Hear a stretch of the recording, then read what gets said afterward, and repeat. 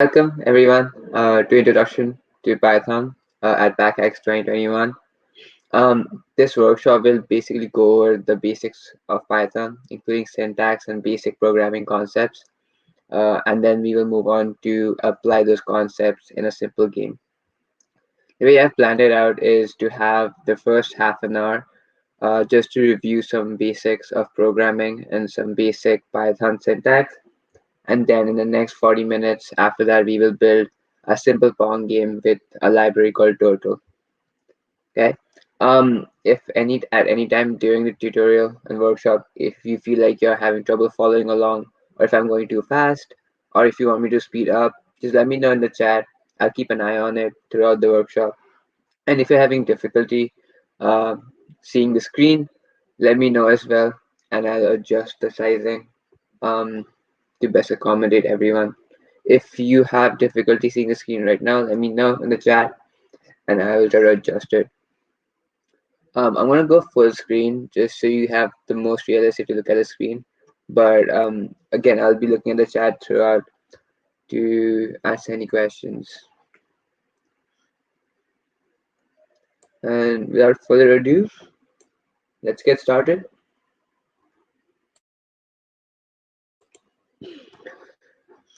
All right, so the first thing that I want to cover is print statements, right?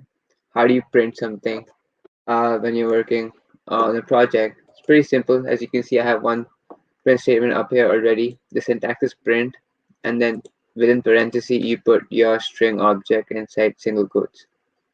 In Python, string also works with double quotes, just like this. And then if I were to run it, the way I would run a Python function is in the same directory that I'm in, I would type Python and then the name of the file .py, right? And it prints welcome to PackHacks. If you want to install Python in your computer, you can do so from the Python website. The instructions to how to do that is in the hacker guide under Python getting started. So just follow that and it will cover most of the installation stuff. And again, if you have any questions, let me know and I can walk you through it after the tutorial. All right, so that's how you print strings. What if you wanted to print numbers or rather calculations? You can do that as well. So if I wanted to print 2 plus 3, excuse me, that would be quite similar. Oh, oops, I did not save that. So you save it, and then right, so it prints 5, right? So pretty simple stuff. You can print whatever you want, really. I could add a list inside here and it would print the list out. We will get to that in a second. But you can basically put anything that can be defined to be printed on the console inside the print parenthesis and it will print it. A cool trick that can come in handy in some situation is this. So I've put a string 2 and I'm multiplying that by 6. I wonder what that would do. So print it 2 6 times. There's a neat handy trick if you want to print something repeatedly without a for loop. This is a really cool trick in certain use cases. Okay, so that's printing. If there's any questions, let me know. I'll wait for a few seconds.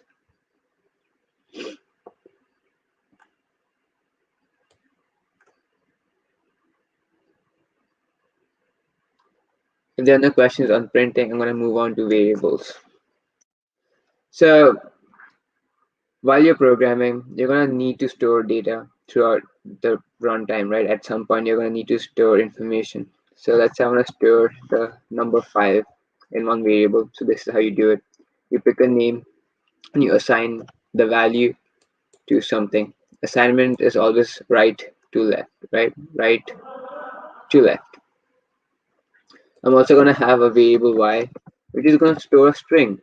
The good thing about Python is you don't have to define what type it is, it just figures it out.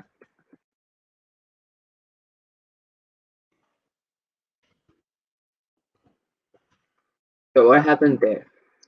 So this apostrophe here is a special character of sorts.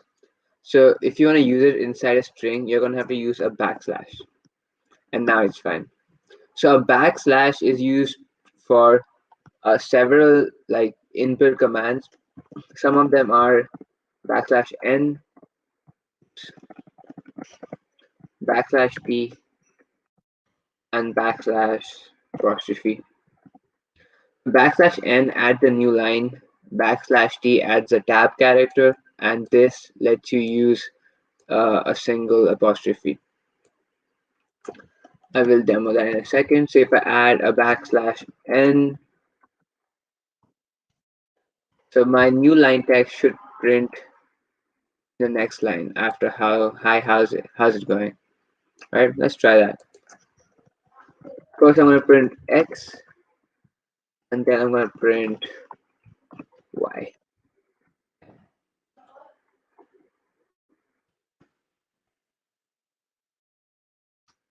So as you see, we printed 5 first, and then hi, how's it going? And then the next line there is the new line print. Notice a space over here. That space is because we had one space here in this line. So if I remove that and rerun it, it no longer has a space. Okay? Pretty cool stuff. If I wanted to print both of them in the same line, I could do that as well. Let's say I just want to separate it with the space. You can print multiple things by adding a comma. So I'm gonna add a space character in between and then print both. Right? That's the syntax for printing multiple things in the same print statement.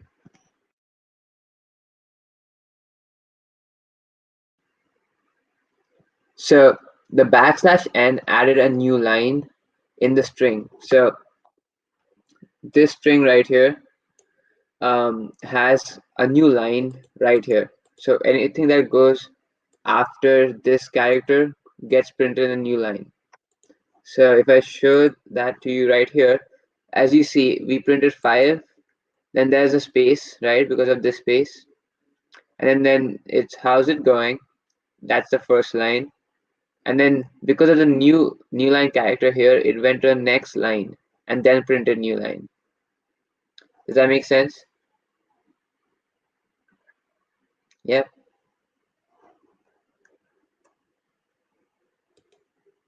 So one other thing that I want to show you guys while I'm talking about variables is the type function. So Python has a lot of functions that you can use to do some useful stuff. One of them is type, and we will see more as we go. So the way type works is it tells you what type of variable you have. So if I put type of y, right? So I am printing whatever this type function returns when I give it y. Let's see what that prints.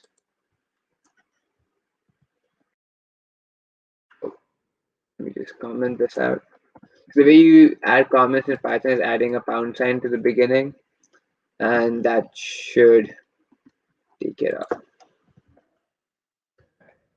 So it says class str. So in Python, str is a class that has been defined by the Python authors to mean that whatever this variable is, it is a string type. And string is basically text. You can think of string as just general text like this. So in the contrary, if I were to print type of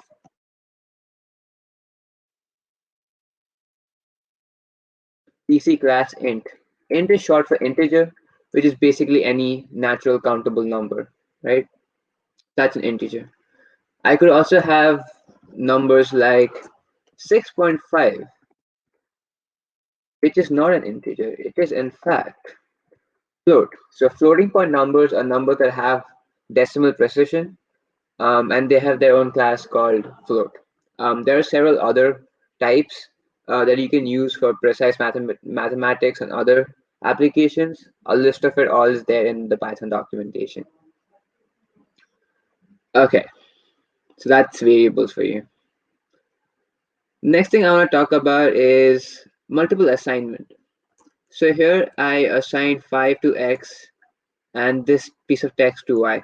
What if I want to assign multiple variables with multiple things, right? Is there a way to do that? Yes, there is. So let's say I want to make a list of 3 fruits. I want to assign those 3 fruits to 3 variables, say X, Y, Z.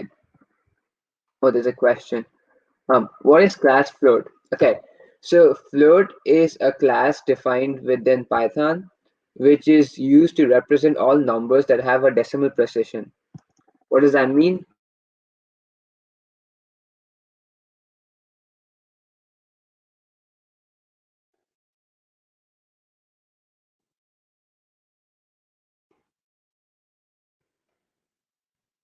Right? So numbers like 3, 5, 6, 1, these only have the accuracy up until the decimal point, right? You only considered the whole part of the number, and such numbers are called integers. Um, Numbers that have the decimal part of it are called floating point numbers. There is a lot more that we can go into with number theory for the difference between integers and floats, but the basic difference is that excuse me, floats have the decimal precision.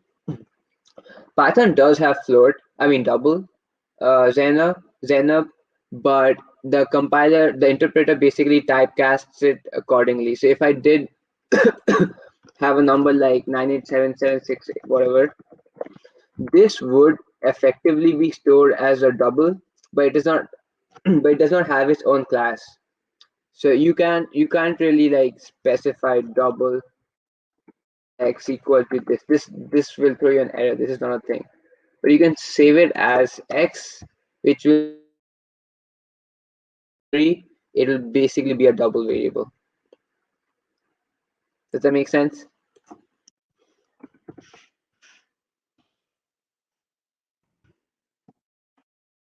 So, excuse me. Moving on to multiple assignment. So if I have 3 variables and I want to assign them at the same time, I can do that. And the syntax is pretty simple for that. It's just in the order that you have written out your variables, you also give it the values for those variables in the same order. So if I do this, and if I print all 3 out now,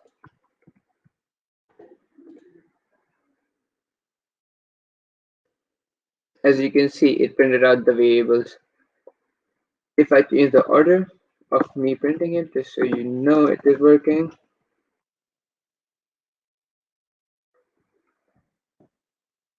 there you go, same result. So that's how you do multiple assignment. Pretty neat trick. Also, this is often used for list or tuple unpacking. Really cool thing for more advanced projects that I will go into in some time. We will cover tuples as well. Okay, so another function that I want to talk about is len. As the name suggests, it gives you the length of a certain object that you give. So if I give it a list, it'll give you the length of the list. If I give you a word, it'll give you the length of the word. Question: could you print X, Y, Z, or does it not work like that? Yes, we can, of course. So I do Y, Z, and then print that. There you go. Right. So yes, you can print it this way. Okay, so I'm gonna have a word called excellent. Let's see if I can spell it. I think that's correct. I'm going to print the length of word, right? Let's see what we get.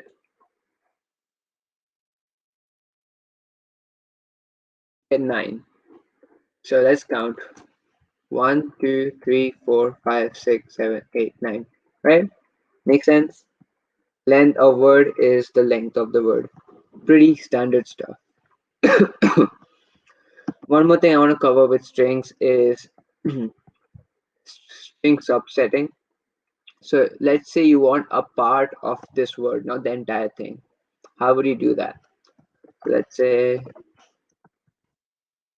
I have this word and I only want alphabets from C.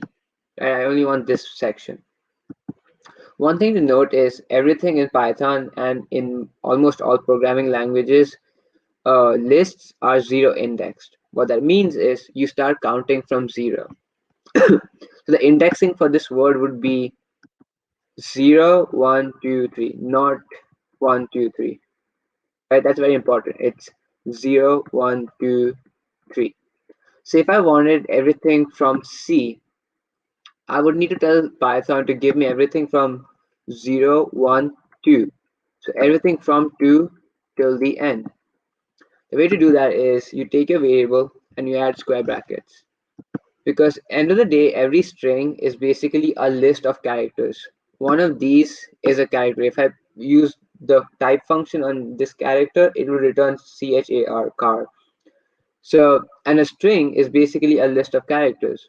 So you can think of excellent, or rather this word, as a list of characters. So what I'm going to do is I'm going to put these square brackets. I'm going to say from 2 colon until the end. You can leave it blank. And let's see what that does.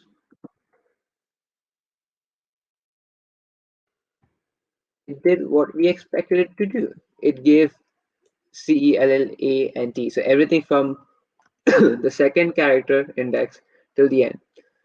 Now, let's say I only wanted from 2 to 5. We can do that as well. If I do that, there you go, the CEL. So that's a nice way to break strings up. There's a lot that you can do with this notation. And there are a lot of cool tricks. I'm not going to go into all of them for the sake of time, but there's a lot of fun stuff you can do with strings and lists with this substring notation. Just Google whatever that you need, and you will find someone that's figured out a cool trick to do some sort of string manipulation. It's a really handy tool that you'll use very often with Python. Okay, so that's strings. Do we have any questions so far on strings?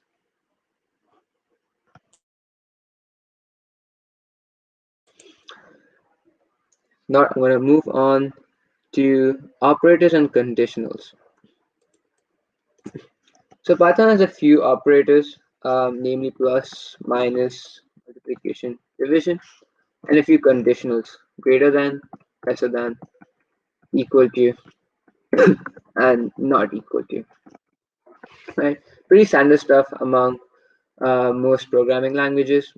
So I'm not going to go into plus, minus, multiplication, and division. They mostly do this, mostly do what you would expect, with the slight difference in division, and I will demonstrate that. So if I have a variable, say x equal to 5 divided by 3, as to y is divided by 3.0. So in some programming languages like C++ or Java, this will return 1, right? And this would return a float. But let's see what Python returns.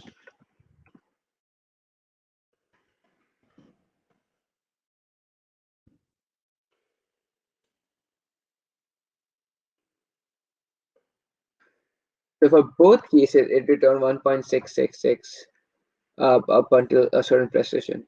That's because unless defined, Python always casts divisions of a floating point precision up to a float. It will not return an integer unless you explicitly tell it to. So if I wanted 1 for this division, I would have to do double /. Now if I print the result. It returns 1 for this one, and then 1.66 for the float answer. This is useful for a lot of applications that you might work on, but basically if you want integer division, you use the double forward slash. If you want the remainder of a particular division, let's say 6 divided by 4, but you don't want the quotient, you want the remainder. You do that with percentage sign. So if I print z instead,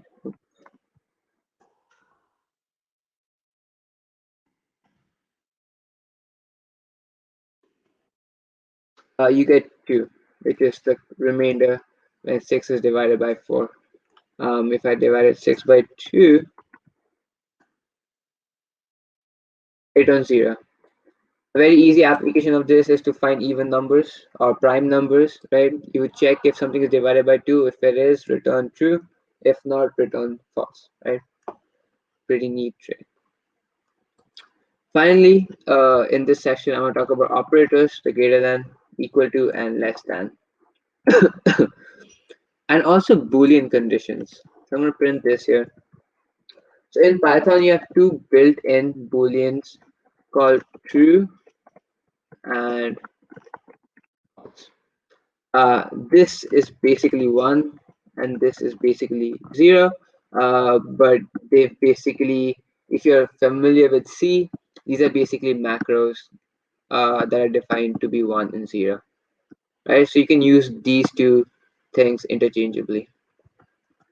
So let's print these three conditions and let's see what happens. Awesome. So it returned true, false, false, because 10 is greater than 9, 10 is not equal to 9, and 10 is not less than 9. So true, false, false. And as I said, that true and false are basically 1 and 0. I will prove that by casting these results to integer. So what I'm doing here is I'm telling Python, whatever this is, try to convert this to an integer and then print it, right? This is called casting. To take something that is of a different type and then to cast it to a different type. You can also, this also works with strings to integers, and I will show that in a second, but I want to show you that true, in fact, actually is 1. As you see, it printed 1 instead of true. So if I do this in the case of a false condition,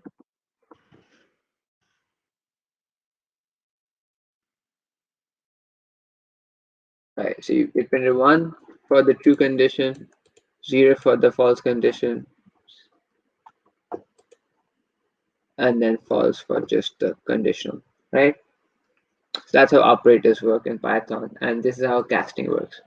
Another simple example for casting is, let's say I have a string word called hello. I mean, not hello, sorry. Say 65. Sorry, okay, 66. And I want to convert this to a number so I can do some math with it, right? Because if I print word plus 9, 89, let's see what happens. Oh, that's an error. That was not pretty, right? It says not int. Okay, can only concatenate string, not int, right? It's complaining that it's not the same type.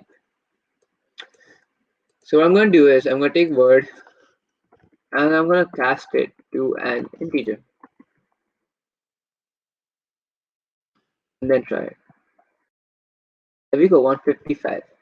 So Python saw that 66 looks like what something could be a number, makes it a number, and then adds 89 to it. Now, what if this was not a number at all? What if it was some sort of text? What would happen then? Let's just try to cast it and not add anything. Oh, error. Invalid literal for int. What basically means is whatever that you've given me to convert to an integer isn't valid, and therefore I cannot convert it to a base 10 number, right? So this value must be a valid integer for Python to be able to convert it to an integer. All right. So any questions on operators, conditionals, and casting?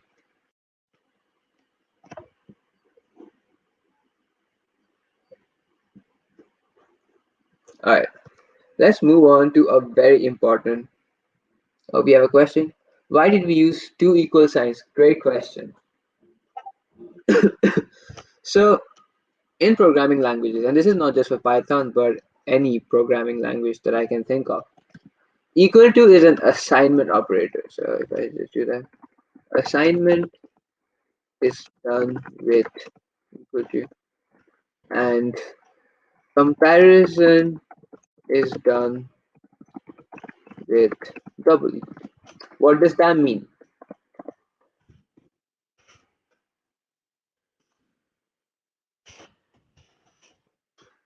This statement tells Python that I want 5 to be the value for this variable x, right? This is an assignment. 5 goes into x. So if I do print x here,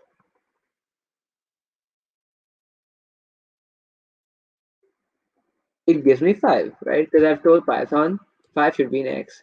But if I do print x here, oopsie.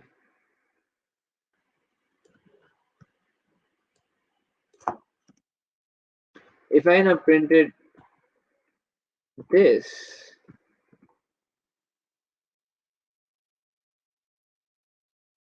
oh, my bad. I have to define x, obviously. Python's like, wait, what is x? You didn't tell me what x is. It returned false. That's because this means is x equal to 5. So the difference between these two statements here is this is a comparison. So when you need to compare two things for equality, you use a double equal to. But if you have assigned something, then that's equal to. This wouldn't work. Let's try it. It might return 5. Yeah. So invalid keyword argument for print, because this statement doesn't make sense for a print. But this does, because this is basically asking is x equal to 5. Does that make sense then? Xerox 111.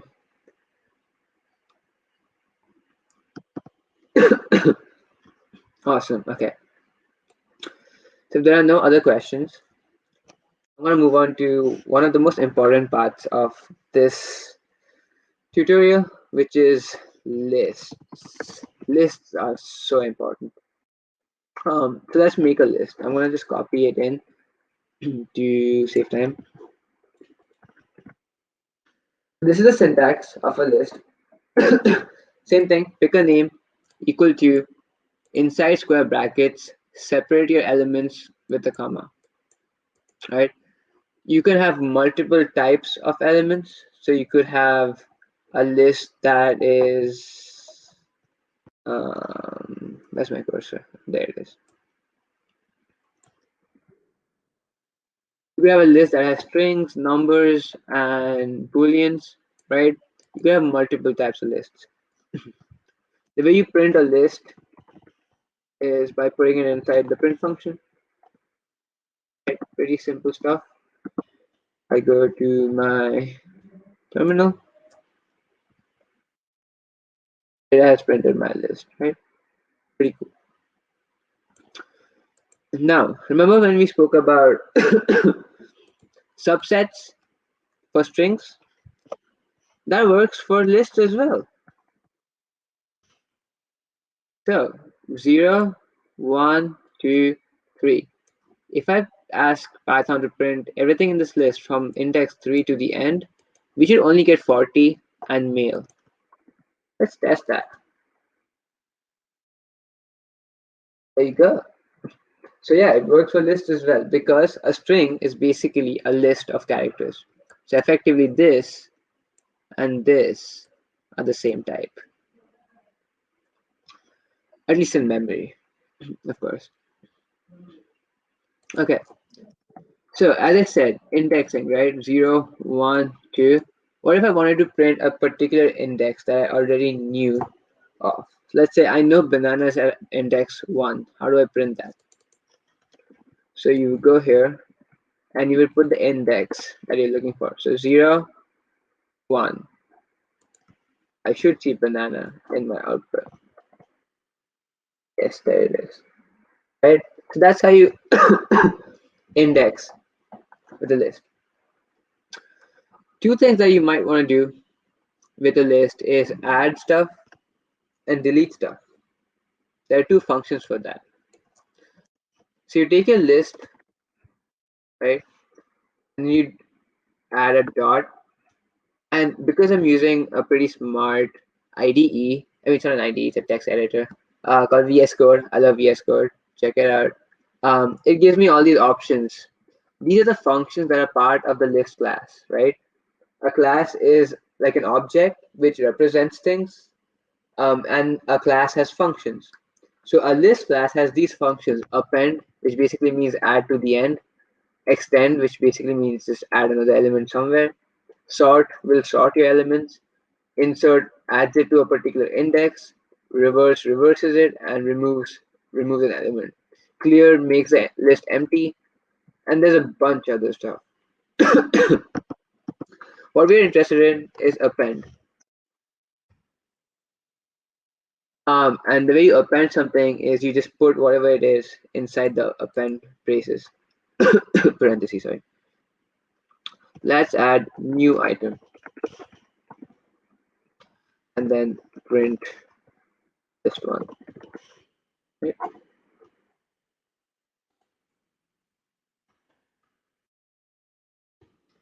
I can show it to you. Alright, so you see new item. My terminal was too small for it to be in one line, but there it is, new item. Right? So that's how you add. If I wanted to remove an element by name, and that's important, you can remove it by index or you can remove it by name. So let's say I know what my element is, and that is the element male. So I can just do list one dot remove, and then I put my element in male. Now if I print,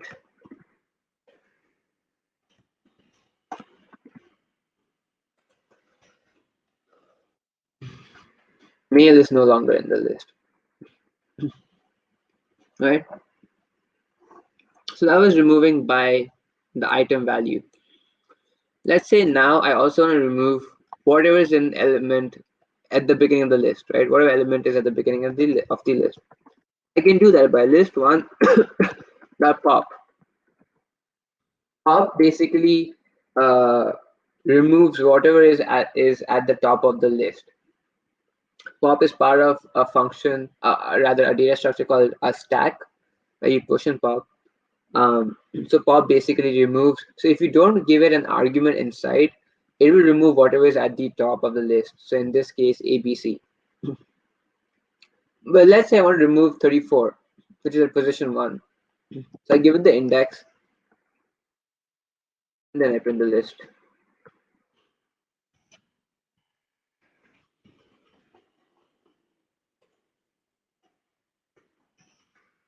And 34 is no longer in the list. So as you see, 34 was in index 1. It is no longer there. So that's how you remove a list by index. One special case of a list is a tuple. A tuple is basically a list that once you've made, you cannot change. So the only difference is the syntax, which is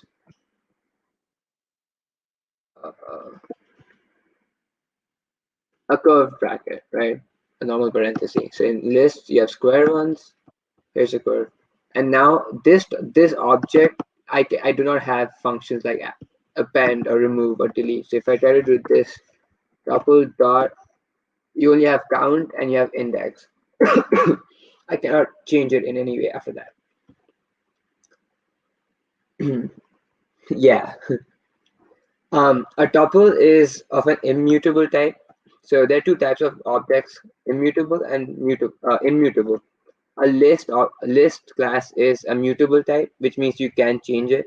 A tuple cannot be changed once it's been made, and hence it is immutable. Remember, I mentioned something really cool about dereferencing a tuple, or destructuring rather a tuple. So that basically means is if I have a tuple or a list, right, I can assign the elements inside that list directly into variables. So that looks something like this. Can I do this? Yeah, I think that's what it is. Print x, comma y. Not print this anymore.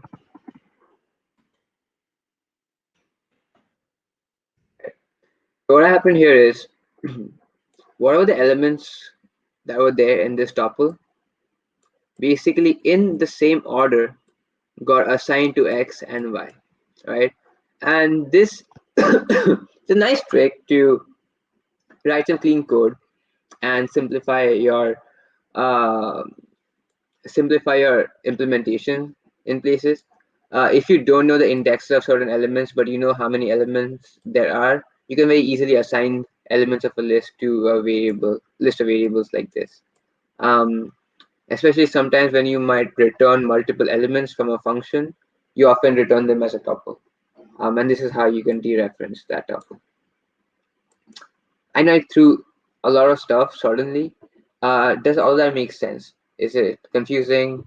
Do you guys know what I'm talking about?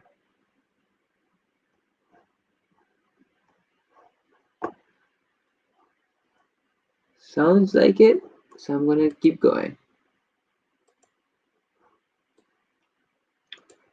All right. So next thing I want to cover now is if statements. If statements are awesome. If statements let you add logic to your program. So what does that look like? I'm gonna copy paste this code block just to save time. Let's break it down. I have two variables, A and B, and this is how the syntax looks like. If, and then your condition, and then colon. And then in the next line with indentation, you do what happens if the condition is true. That's really important, right? So I'm going to do if B greater than A. So if, then my condition, and then colon. And then obviously my editor auto indents it. But it's very important that you indent it by yourself. In Python, everything inside a function or a conditional must be indented accordingly. If not, it'll throw you an error, right? So if B greater than A, do this. If not, then elif, do this. If this is true, do this, right? I'll go over that again. If condition is true, do this. Elif, that is, if this condition was not true, then if this condition is true, do this, right? You might be wondering, but there's another condition there. What if neither are true? Well, in that case, else do this.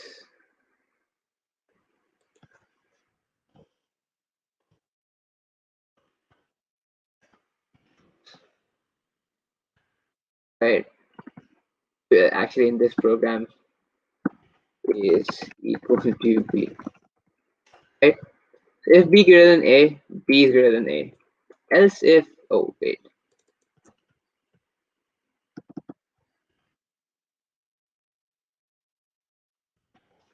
So if B is greater than A, no. Okay, there we go. If B is greater than A, then print B is greater than A. But if A and B are equal, print A and B are equal. and else we only have one condition left, that is A is greater than B, right? So we already know our values A and B, which are 33. So we expect this to happen, right? So let's try that. A and B are equal, right? Let's try the other edge cases. I mean edges. Okay, so programming terminology. When multiple things can happen in a program, they're called branches of the code. So loosely termed. So this is one branch that this code can take. This is another branch, and this is another one. So we've had coverage for this bit because this is what happened. But let's try and add coverage for these two conditions as well. So B greater than A, I'm gonna make B 330. So B is greater than A, and then finally A greater than B is greater than B. We have now covered all three branches of this piece of code, and hence we have 100% branch coverage. When you get into testing, these terms will make more sense, but now it's good to be familiar with these terminology. Any questions on if statements? I noticed I missed a question in the chat. What did the pop function do? So the pop function in a list, um, pop function in a list basically by default removes the topmost element in the list. So this would remove 2, right? But if I give it an argument like 0 or 2 or in this case 1, it will remove that particular index. So for 1, it will remove this element because 0, 1. If I give it 2, it will remove this element, and 0 will remove this element. And by default, if you give it no arguments, it removes this element 0. Any other questions about pop function or if statements or anything else before I move on?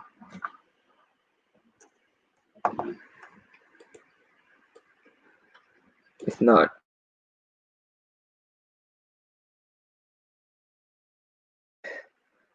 45 minutes. So we also need to build the game. So let's speed it up just a bit.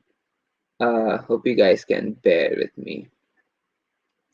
Two things I want to introduce quickly are and or. Yes, the indent is the same as putting like things inside braces in Java. That basically serves the same purpose. Yeah.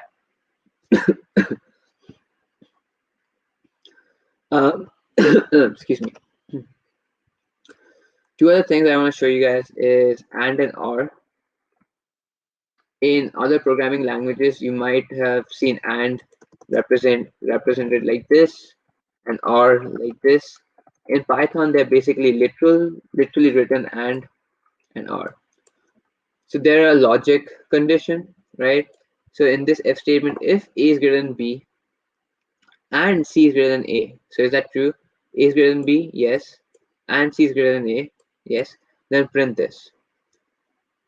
In this question, it says at least one of the conditions is true. So either A greater than B or A greater than C. Now this is not true, but this is true. So it will still print the success condition, right? That's the difference between and or. For and, both conditions need to be true. But for or, either one needs to be true. Let's run that real quick. Yeah, both conditions are true for the first case, and then at least one of the conditions is true for the second case. Right? These both are printed because these conditions came out to be true in the end. Does that make sense?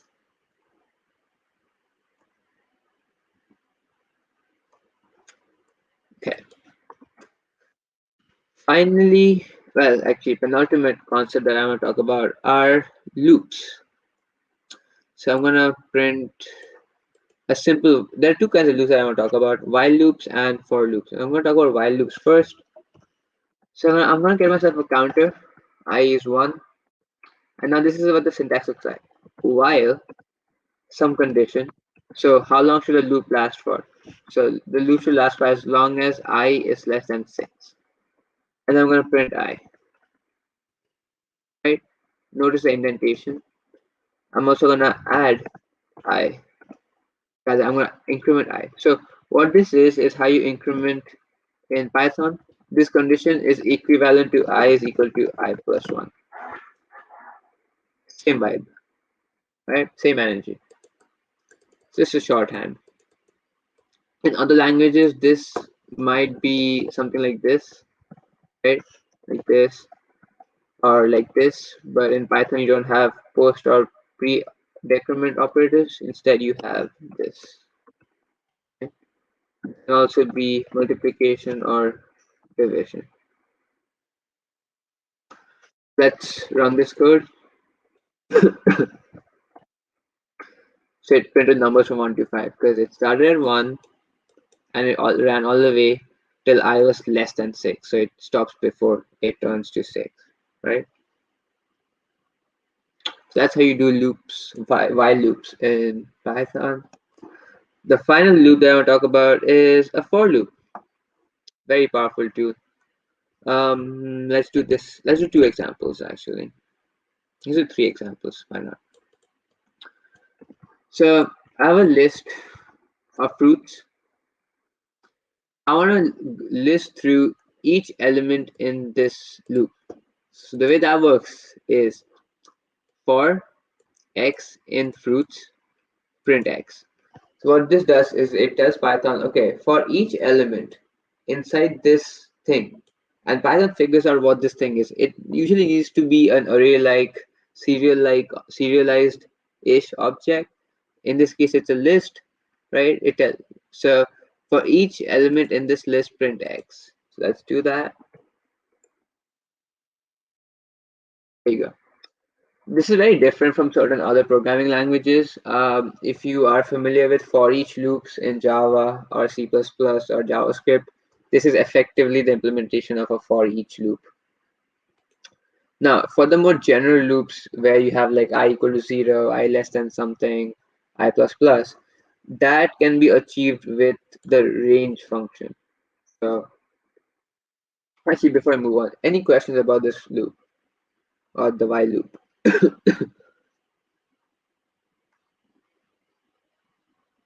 All right. So what is this? Range is a generator function. Generator functions generate something. When you give it something, it gives you something back. So what the range function does is if it's given 2 arguments, it will generate numbers between those 2 arguments. So in this case, range 2, 6 gives you numbers from 2 all the way to 6 minus 1, 5. So it will not go all the way till the end, but one before. So range of 2 to 6 will print numbers 2, 3, 4, 5, not 6, right? This last one is, it is not inclusive of the last argument. This can also be written like this, in which case it will start at 0 and go all the way to 6. So let's try that. So 0 to 5, right? Yeah, so 0 to 5 because 6 is exclusive. If I wanted to start at 2, do that as well. This is to tell the range function that. If I run that, boom, 2, 3, 4, 5. Right? So this is how you can like imitate more standard looking for loop from previous languages that you may have encountered. But these are the 2 main ways to iterate. Mostly you will be iterating through objects the way we did with the list here. This is a lot more common to see in a Python program, but yeah, another way that you could see is this. So since I said anything, this could be anything. I could literally put the list inside the argument here and then print x. By the way, what pass does is basically it skips the iteration. So if I printed this, nothing would happen because I'm passing each iteration. But this combined with a conditional, like an if statement, you could do some cool stuff with it based on your use case. I print that 0, 1, 2 because that's all that is there in the list. Does that make sense?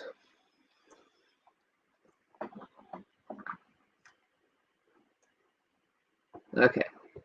So quickly, the last topic that I want to cover before we move on to the game building section are functions, because we will be using functions in the game.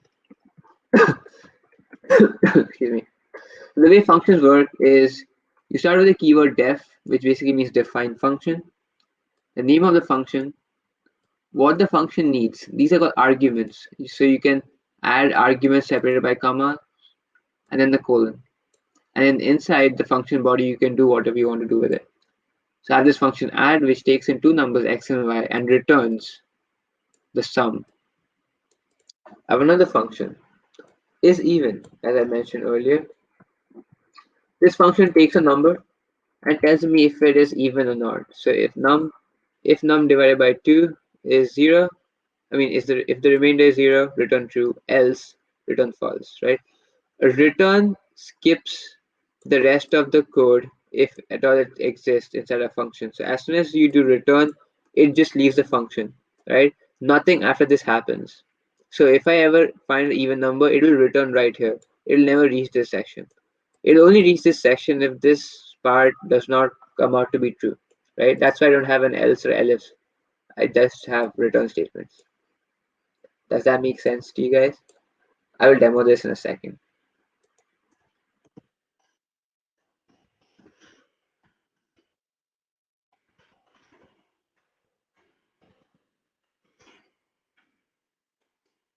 Right, so you see what I'm doing? I'm printing whatever add returns. So this is a nice way to sometimes debug your programs. Just print what the function returns, right? Let's try that. 32, right? So it printed 9 plus 23 is 32. I'm also gonna try is even.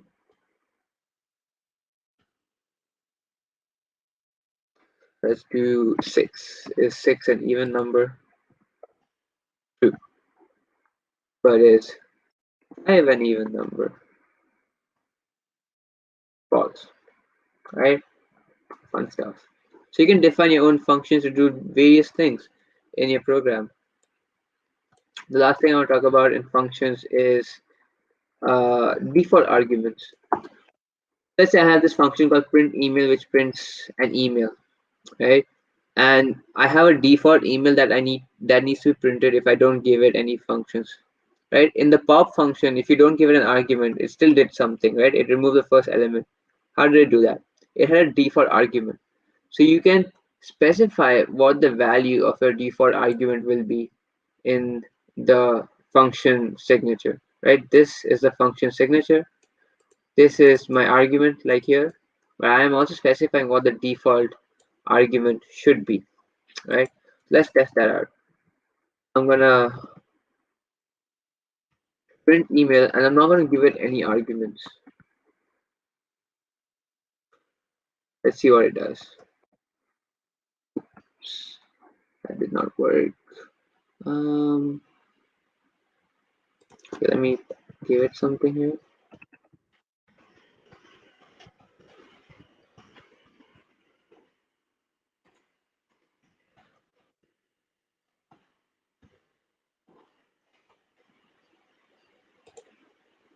Oh, that's why. My bad. So the reason it was giving me the none is because I was printing it twice. The function already prints it inside. I don't have to add another print statement. So let me just do that again. I should print hello@gmail.com. So now if I don't give it an argument, it should print the default. Yeah, so I did not give it an argument now, and it printed a default. I'll go over that again because we had that little hiccup. So let me clear the screen. I have not given it an argument, but I have given it a default argument, right? So if I use this function now, it prints the default, right? If I do give it an argument, right, I don't want to use a default. I want to use a specific email. How creative of me. And then I print it. It prints a specific email. Okay? So that's how default arguments work. Does that make sense to everyone?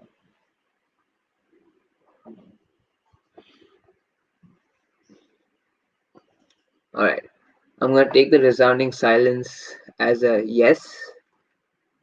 And we can now move on to what I assume most of you guys are here for, which is the Pong game. All right. So everything that I've done today, all the code snippets and more, is in the team GitHub right here. So the link to this is in the hacker guide, right? Um, and you can find all of this information and all the other uh, tutorials as well that we're going to be doing at PackHacks. So if you go to Pong Game, you can look at all the basics that we've covered in this file, right? It's all here. And the build code is also present for the actual game that we will build now. And all the information that you need is right here. So the topics we covered: print statements, variables and data types, booleans and operators, conditionals, lists, if-else, loops and functions. The hacker guide is in the website. So if you go to, actually hold on. This is a game view. This is what we will effectively build, right? There's a ball, two paddles, and two players can play against each other with the keyboard, right? So this is what we will be building in a second. You can find a hacker guide in the PackHacks website. So if you go to packhacks.org, hacker guide, you have all your information right here. And the GitHub link is here. On the links, if you click on GitHub, all the tutorials are right here, and this is a Pong game, right?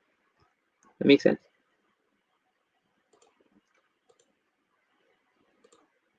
All the information that you might need for PackHacks is right here, right? Upcoming events, past events, etc. You can all check that stuff out. Yeah, pretty cool.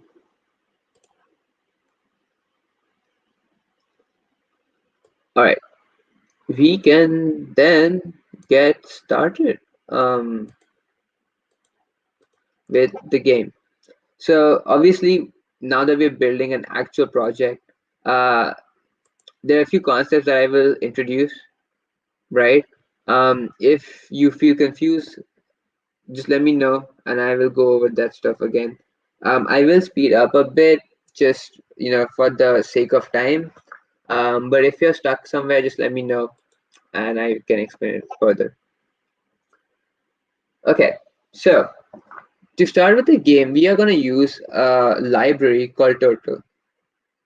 Turtle is a Python library, and what a library is that someone somewhere has written a bunch of functions that do some cool stuff for us already, so we don't have to write it from scratch, right?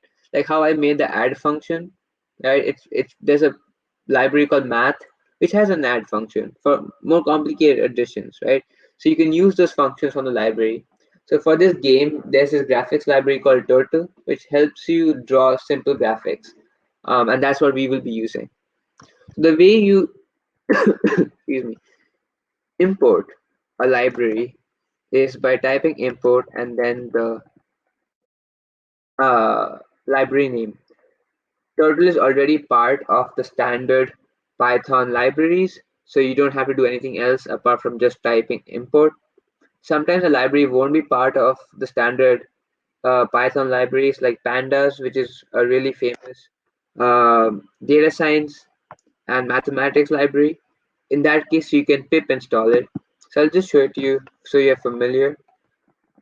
Pip install, let's say, NumPy or pandas, whatever it is, right? And then it will install it for you. And then you can just do import NumPy, right? And if you don't want to use the name NumPy, you can import it like this. You can then do, whatever that you want to do. with those library functions, right? All these library functions right here, right? That's how you import stuff. Turtle is obviously part of the standard, so we don't have to pip install anything.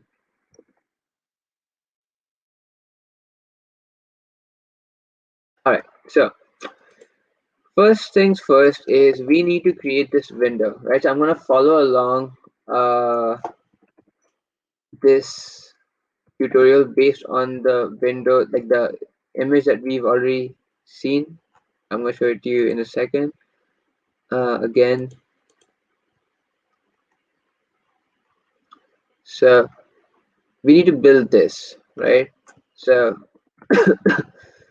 we need a window that's about this big. We need two paddles and we need a ball, right? So how do we do that? First things first, I'm gonna create my window. So I'm gonna have a window variable. I'm just gonna name it window. And I'm gonna use turtle that we imported, and I'm gonna use a function called screen. So how do I know this? Obviously I learned it from different workshops, and I just googled the documentation, right? So whenever you're using some sort of library, it will have like extensive documentation. Sometimes they don't, and that makes life hard. But most standard libraries will have extensive documentation that tells you like what are the functions that are available, what do those functions do, etc., etc. Right? Because no one like just knows how to use Turtle, right? I did not know how to use Turtle before I started working on this tutorial, this workshop. So read documentation, and then you'll know how to use certain libraries based on your needs for your project, etc. Right. So Turtle, we have a screen, and then I'm gonna give it a title. So window.title, Pong Game Mark 1. Right. Also, like if you have this text editor like VS Code or Atom, it makes programming really easy comparatively because it just auto-completes stuff for you. What I'm doing now is adding a background color for the window. You do that with window.bg color. Finally, I need to give the window some a size dimension. So I'm going to do window.setup, right? And then I'm going to say width equal to, so it has a default argument, but I'm giving it a specific one. That's something width equal to 800, and then height equal to 600. These are called named arguments. Whenever your function argument has this equal to, it's called a named argument, which basically means is the function needs you to give you at least these two values. If not, it'll use the defaults, right? One last thing we need to do is do window dot tracer. So what is that? So if you're familiar with basic graphics, whenever you have some sort of graphic on a screen, it refreshes, right? Uh, like things like 60 FPS, 120 FPS. What does that mean? 60 FPS is 60 frames per second, which means it is refreshing 60 times each second. I'm by doing window tracer with the argument 0, I'm telling it not to refresh, right? So I'm stopping the auto refreshes. Obviously, my graphic is gonna refresh within my monitor and within your screens, but the actual elements inside won't refresh until I explicitly ask it to. And I'll tell you why in a bit. So let's try running this and see what we get. Okay. If I do same thing, Python workshop UI, it's running. Oh, I saw something. There we go.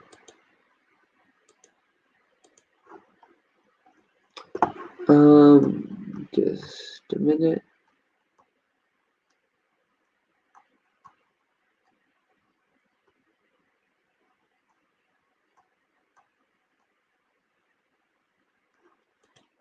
Let me try it here.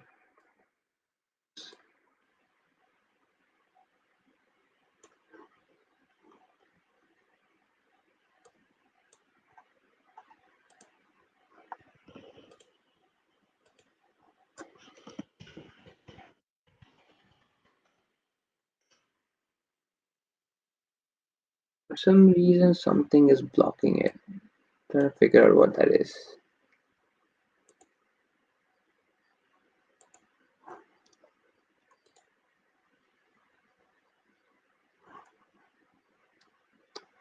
Okay.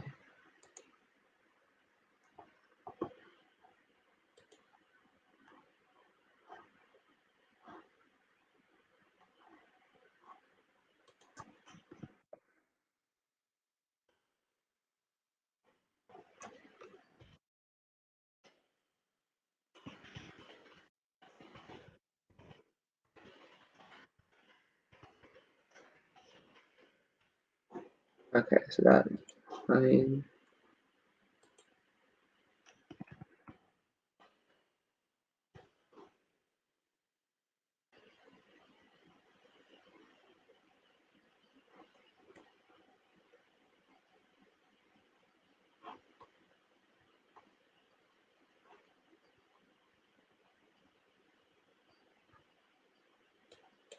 Okay. I'm sorry, guys.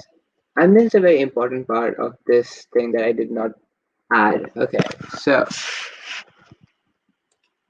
um, as I said, this window was not updating by itself, but that meant that it wasn't also showing up on the screen when I was running it because it wasn't updating, right? So I need to tell it when to update.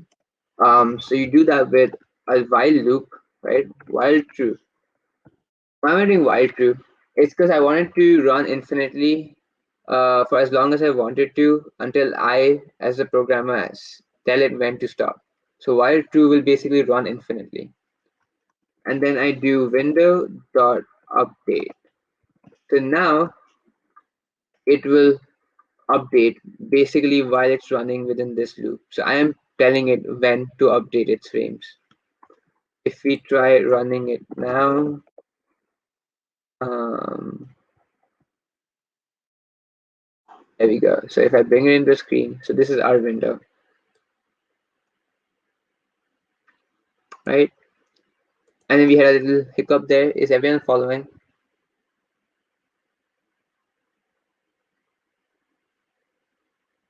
Yeah. Official mono. I'm not sure what you're talking about. Uh, if you want to elaborate, I can probably help you out. Okay, so we have our window. What we now need is a ball. So let's make a ball. So we made our window. Oh, another thing. Do you have block comments? You saw how to do comments before, right? With the pound sign. But these only give you one line comments. If I wanted to do block comments, I could do it with triple apostrophe and then my comment. Right? I could also type in the next line. Right? This is how you do block comments.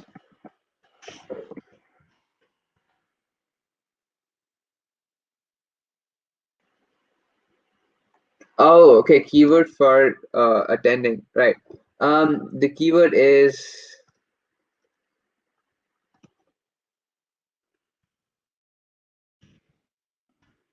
I was here at Python.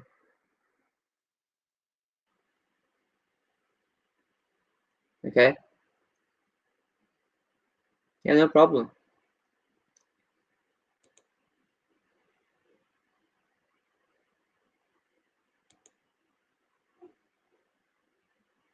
Cool. All right. So the next thing we're gonna build now is the ball. So how do you do that? Let's. Yeah, no problem. Official mono. It's so weird using your stream name, but have a good day. All right. So back to where we were. The ball. Yes. Oh, where's my cursor? Where's my cursor? There it is. Okay. So ball. So the way you build any object using turtle is with the turtle function built in. So I'm going to ball turtle dot turtle. It's not the most intuitive thing, I know, doesn't really make sense, but that's how it is. So the ball is now a total object that we can use to create stuff. Like this is now an object in the window. So I'm gonna give it some speed. I'm gonna set it to 0. What that basically does is it sets the animation speed to 0. Um, why I'm not sure. It's just what you do because basically, if you set the animation speed to more than 0, you would need to manually sync it up with whatever transitions you do, which will make things really messy. So it's just best to set it to 0. Ball.shape, I'm gonna give it a circle. So that these are built-in functions that you can use. Ball color red, right? And then this function ball dot pen up. What that basically does is it tells Turtle not to draw a line while it's drawing the graphic in the window, right? So that what that means is as the ball is moving along, it's not gonna have like a trace line behind it because we don't want that for our graphic. So that's what this does. It prevents it. Line one, yes. There you go.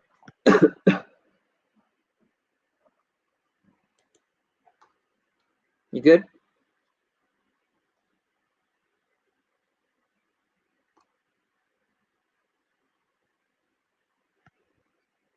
I assume you got what you needed. Is there a way to go back to code and edit it? I'm not sure what you mean.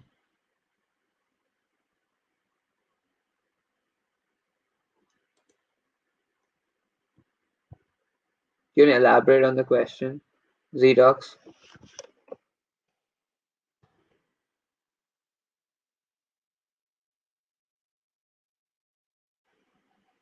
Ah, okay, okay. So are you talking about Control Z, Control Z? So are you talking about this?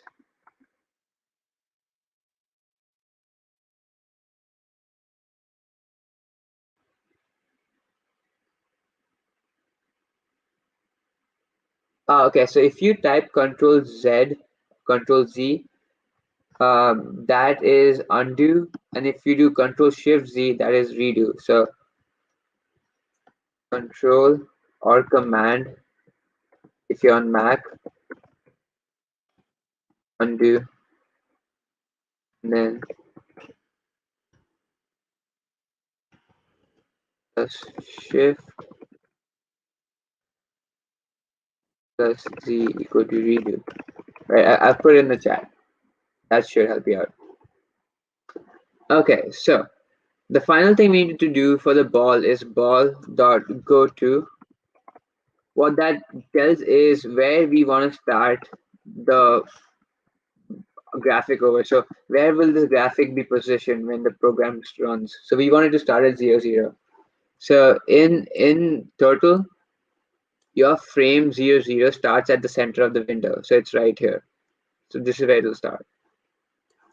I can quickly show you what I'm talking about.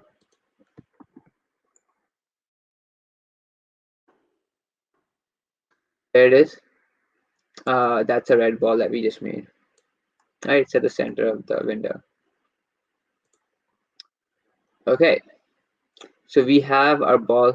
We now need 2 paddles, right? So let's do window tracer line. Yeah, there you go.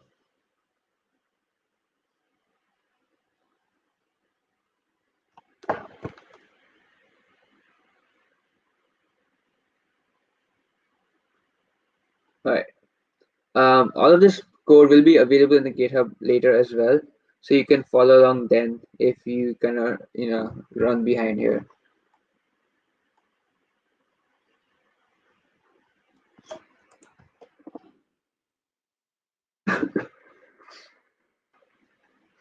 Okay, so I'm gonna move on to the paddles now. So paddle one, same thing. Uh, it's basically the same thing as the ball, right? Same stuff, just with different argument, so I'm gonna copy paste it in.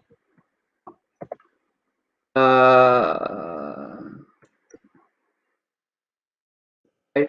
So parallel is total. It's a total object. I give it 0 animation speed. It's a square shape, and the color is gray. Now I need to stretch this shape a bit because by default this paddle is not gonna be the shape we want. And I'll show you what I mean in a second. So pen up to prevent lines being drawn, and then it's gonna start at negative 350. So as I said, uh, this is 0, 0, right? And our window is 600 points. So I'm gonna like ask you to start somewhere here, which is like negative 350. I don't know that obviously. I just trial and errored it. But yeah, so this is sort of at negative 3. So if you think of a coordinate axis, if this is 0, 0, this is negative x, and since this is negative 600, this would be somewhere around negative 350. Okay, so let's see if that works. So I should have one paddle down here. So there it is, right? That's our paddle. But as I said, this is not quite what we want, right? Our paddle should be a bit taller, right? So let's try to do that. So you do that by this function called shape size. Shape size. So you do paddle one dot shape size. Right? It has two functions that we're gonna use. Arguments. Stretch width, right? Stretch width is 5. Oops.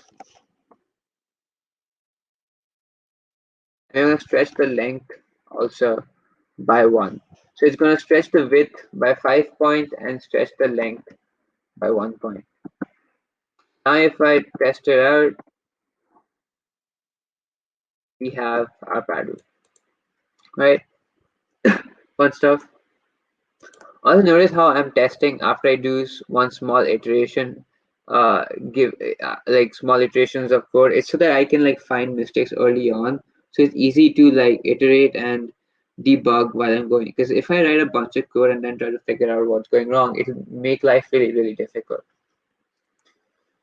Okay, so that's the first paddle. The second paddle is very similar. We're just gonna flip the axis. So I'm gonna copy paste it in. This is paddle one. Take a look. And then same thing, exact same thing for paddle 2. Only difference is for paddle 2, it's plus 350. I don't even need the plus. It's plus 350 instead of negative 350, right? In paddle 1, it was negative 350. Paddle 2, it's plus 350. Right? I'll give you guys 2 seconds to just catch up.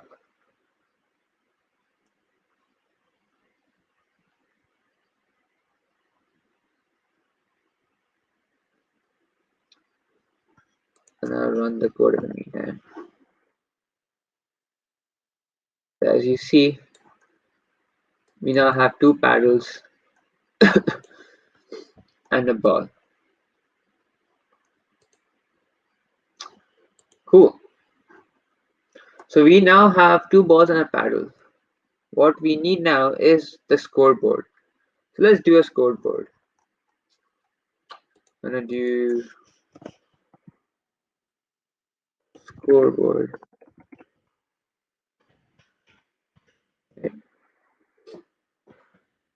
Same stuff again, standard stuff. I have a pen object called total, no speed, animation speed, color is white, and I don't want the line. One thing that I want to do is pen dot hide total. I will explain that in just a bit. Pen dot go to. So I'm gonna start it at 0, 220. I'm obviously like tried out different lengths and like I've kind of figured out this is the best place to put it. You would also obviously try out with different widths to see how it works. So now we need a place to write our scores. Now, to write our scores, we need two score variables, right? Two variables to store the scores of two players. So let's add that in first. So I'm gonna go up, and actually right here is fine. I have two variables, score one and score two, right? So I have two score variables. Now I need to write with my pen variable the scores of the two players. The way I do that is I take my pen object, I use a write function, right? And I'm gonna add a string. So player one, I will explain what I'm writing in a second. And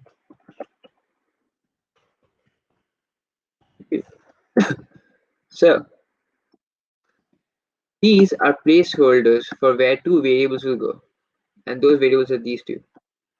I obviously can't print a number here, right? Because that number will change. So I need to give it a space where these uh, variables will go.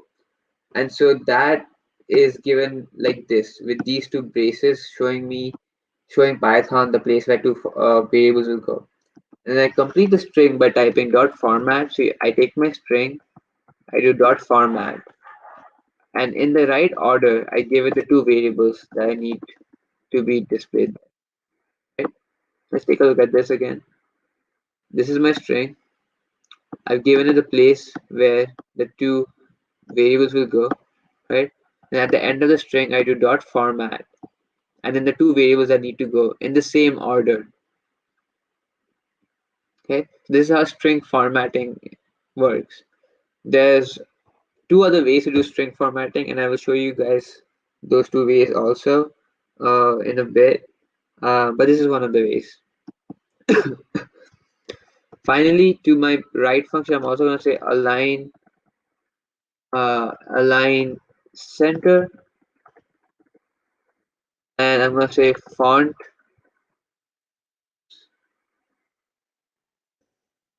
I'm going to say font equal to, and I'm going to give it a tuple. Okay, make sure you guys can see clearly. Yeah. Font will be Courier, right? It's just a font type. 24 length and normal. That means like it's not bold or italicized or anything like that. Okay? Let me just make this a bit more readable. Okay. So let's recap. Uh, what did I do? Okay, let's recap. Pen dot write takes my pen object and writes something in the window. What does it write? Is the first argument in this function. That is this string, which is formatted so that it prints the score variables. My second argument for pen.write is alignment, and that is center. And the third argument is what font it is. The font argument takes in a tuple, and my tuple has three values in it: the font type, the font size, and the font formatting. So is it normal? Is it bold? Is it italicized? We want it to be normal. Okay. So when I save this and I run the workshop, we now have our scoreboard. Right. The reason I did hide turtle is because if I did not, you would actually see the lines that were used to draw the turtle. So this prevents it being seen in runtime. So if we make a change, it would be shown. The hide turtle removes it at the end of it drawing the graphic, right? That's why I did hide turtle. Yeah, thanks for coming, Z-Docs. Have a good day. So we now have a scoreboard. We now have our three elements. We just now need to implement some functionality. So let's do that. To do that, I'm going to define some functions. But before that, let's give the ball some motion. So I'm going to go and create these two things called global variables. So the way you define global variables is at the top level, right? So like not inside a function or anything, just at the top level, you type out what you want. So the variable name, I'm going to give it two values.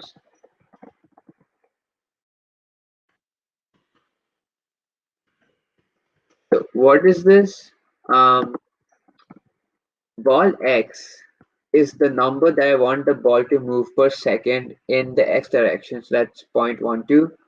And in the y direction, negative 0.12. How do I know these numbers? I just tried different numbers. I tried 2, I tried 3, I tried half. And after playing around, I got these two numbers. It'll depend on your system as well. Like if you change it, um, like if you try to run this code in your computer, you're gonna have to use trial and error to find the number that works for your processor. It depends on how fast your graphics processor processes your frames. So this number is literally could be anything from 1 to 3. It'll just depend on your processor. You just have to try it out and see what works best. So these are the numbers that I want my ball to have when it's moving, and I will assign it like this. So when the game starts, I don't want the ball to have any movement. So I'm going to do ball dot dx, right? So the change in movement 0, ball dot dy, right? Change in movement for y 0, and the direction is 1. And I'll tell you why. This variable will help us keep track of which side the ball is moving, whether left or right. By default, we want the ball to start with the right side, but we will flip that after every change in score.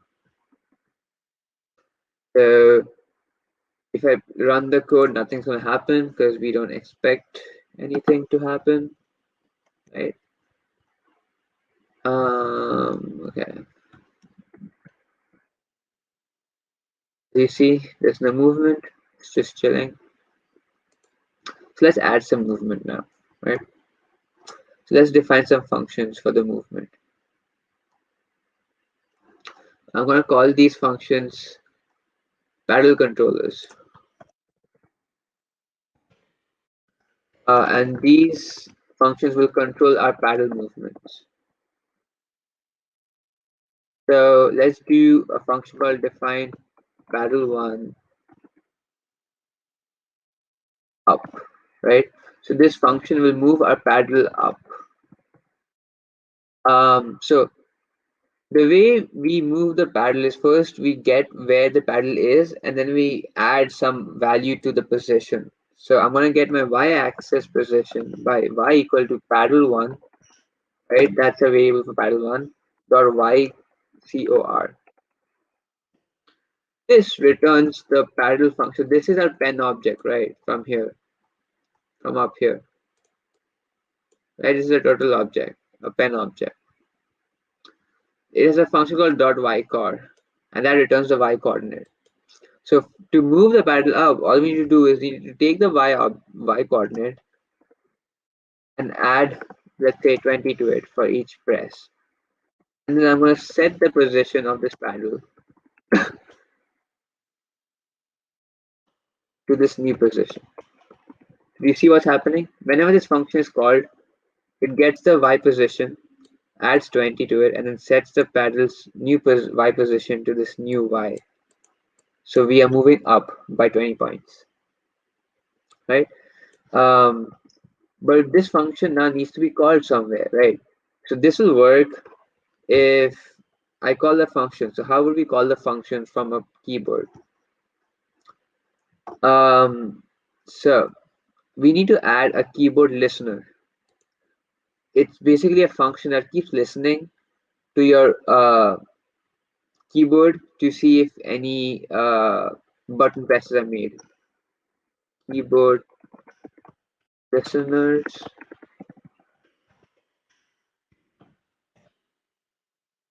I'm going to do window.listen. This tells my window to listen for key presses. Now I'm going to do window or on key press, right? So I'm saying on a certain key press, do something. So when a certain key is pressed, I want you to call this function, paddle one up. And which key is it? Let's do W, right? So let's do WASD as our keys for paddle one, and we'll do the arrow keys for the second paddle. So if I do this, in theory, whenever I press the W key, the paddle should move up. So let's try that. I hope everyone's following. Let me know if you're not. So here's my board. I'm gonna press the W key now, and oh, obviously you guys can't see it, but trust me, I am pressing my W key and it is moving up. Whoa. Okay, so that's working. So let's try to do the same thing, but for the bottom now. So for going down. So I'm gonna copy this. I'm gonna paste. I'm gonna rename this to down. Instead of adding 20, I'm gonna do subtract 20. In my listeners, I'm gonna add another on key press. I'm gonna say it's gonna go down if I press the S key. Right? Try that. I'm gonna press the W key, moves up, and press the S key, and it goes down. Awesome. Okay. Cool. So we have front and back functionality for our paddle one. So I now know that my code works. So it makes it really easy for me to just replicate it for paddle two. So I'm just gonna copy paste. Whoopsie. Oh, okay. Okay. Okay. All right. Okay. Finally managed it. So I'm gonna do paddle two. I'm just gonna change this to paddle two. I'm gonna change this to paddle two. Right? I've just taken the same two functions we wrote and then copied it and changed it to paddle two. I'm gonna change this to two as well. Right? You guys see what I'm doing? I had these two functions that we wrote for paddle one that we tested. Just copied them and I made everything paddle two for the second paddle as well. Finally, I'll add two more key listeners for the right paddle. So this is left paddle. This is right paddle. And for that, I'm gonna do up to go up. I'm gonna do down. So this is how in total you reference your arrow keys. It's up, down, left, right with the first letter capitalized. So let's test that out. If I press W, left paddle goes up, S, left paddle goes down. If I press up arrow, right paddle goes up, and for the down arrow, right paddle goes down. So we have functionality for our paddles now. Yay! So what we need to do next is move on to the ball. As you see, the ball doesn't move. How do we do that? I want the ball to start moving when I press the spacebar. So I'm going to add a window listener. Window.onKey press. I'm going to call a function start that I haven't written yet, but we will write this function. And the spacebar. This is how you reference the spacebar. As you see, it's giving me this error. It says start is not defined because I haven't written this function. So let's go ahead and write that function. Let's write it here.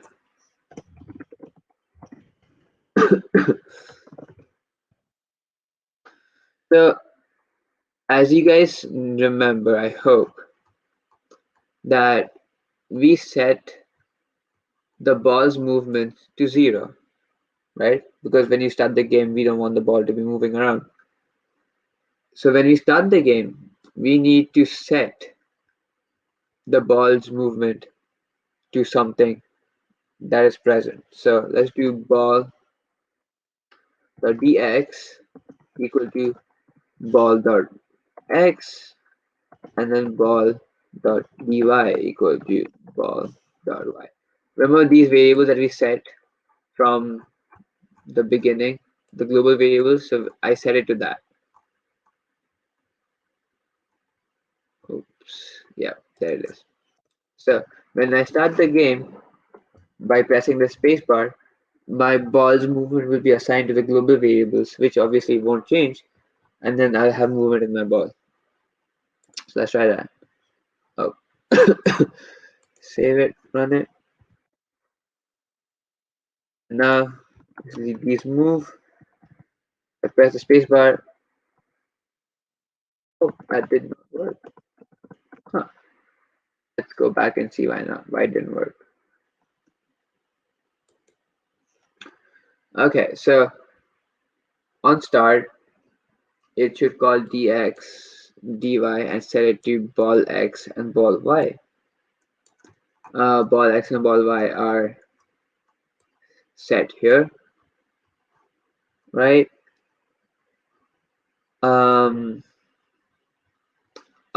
Yes. Okay, so here's why it did not work.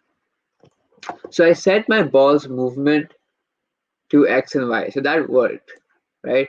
So I'm telling Python, okay, when the ball moves, move it x direction 0.12 and y direction negative 0.12, right?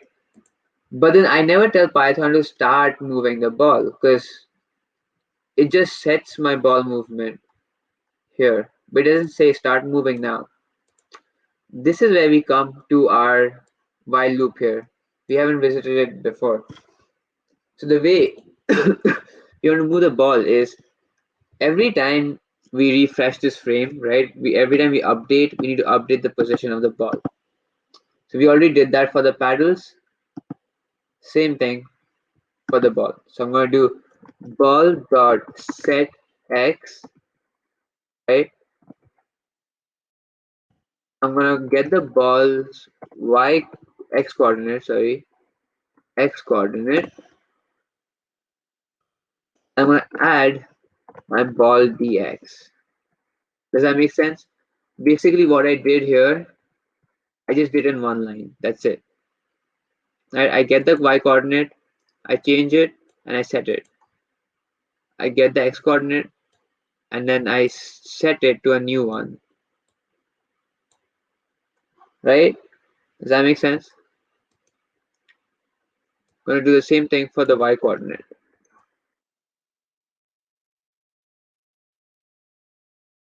So set y.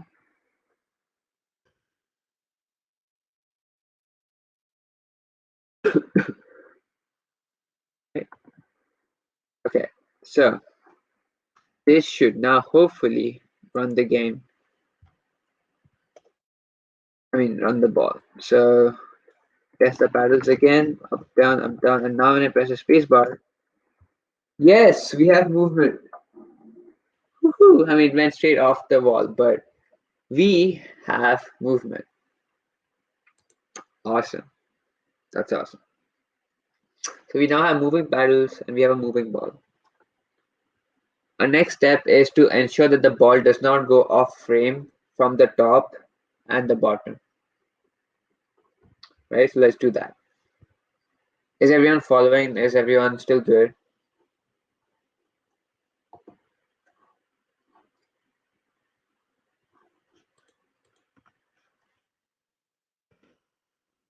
So let's write some code to ensure that the ball does not go off the top of the window. So I have already done the math here to figure out what it is, but basically our ball, so we know our window has height 600, right? We know our window has a height of 600. That means each half is 300. And the default length of a ball is 10 points. That's just a total standard. So the ball around here would have to be 290 points away from the center to be touching the wall, right? Because it's 300 points from the center to the top. The ball is 10, so 290 to get to the end, right? And same for the bottom. Does that make sense?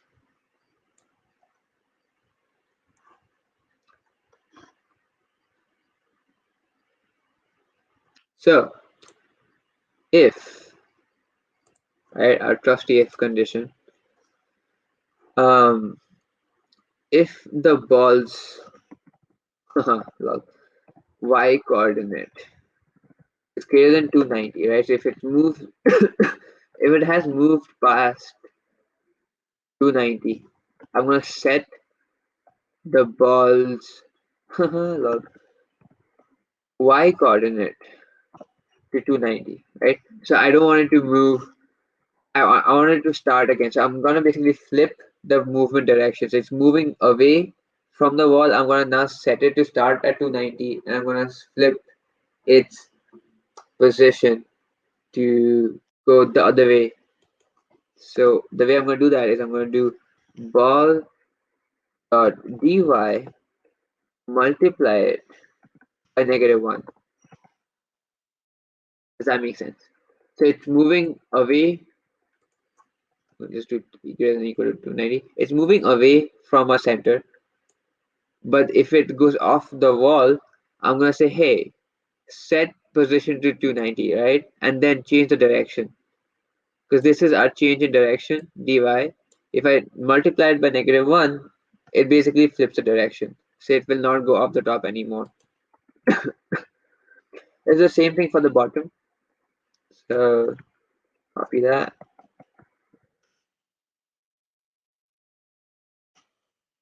And the bottom. And then this would be same thing but less than -290, right? It's the other way side. It's in the bottom, so it's flipped. So it's -290. If we hit the wall, we set it to -290, and then flip the direction, right? I hope that makes sense. Let me know if it does not. Let's test that out.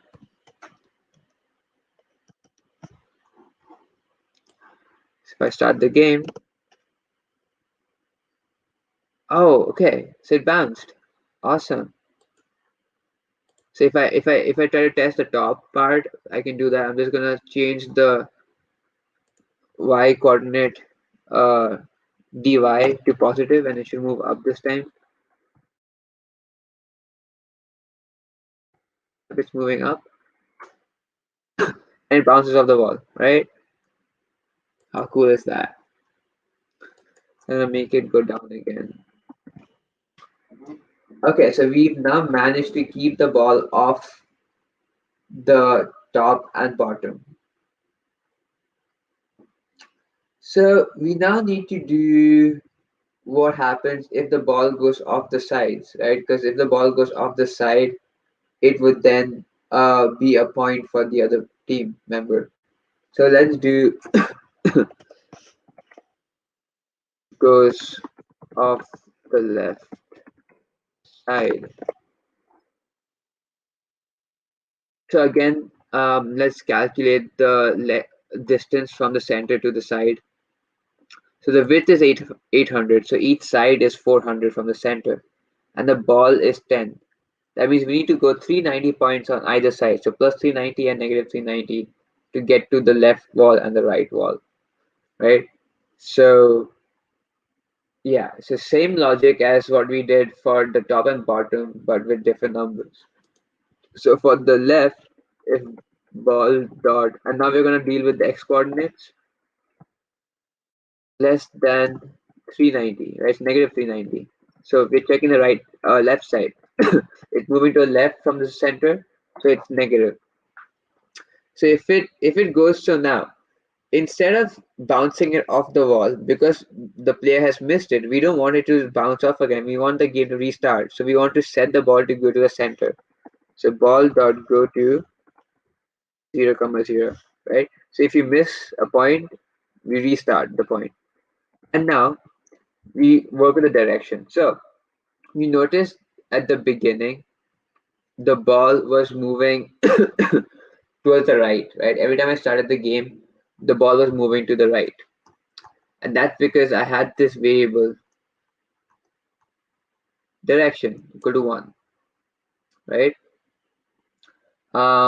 What we want to do now is every time a game has been played, I want the ball to flip directions. So what I'm going to do is I'm going to do direction and then multiply it by -1 because that will flip my direction, right? And then I want to reset everything. I want the game to start again.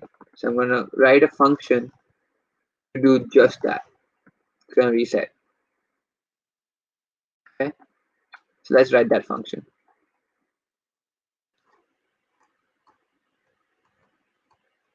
The reset function is really simple. It just sets the ball movement to 0, 0 so that it doesn't start moving again. Yeah, pretty standard. Let me just write that. Okay.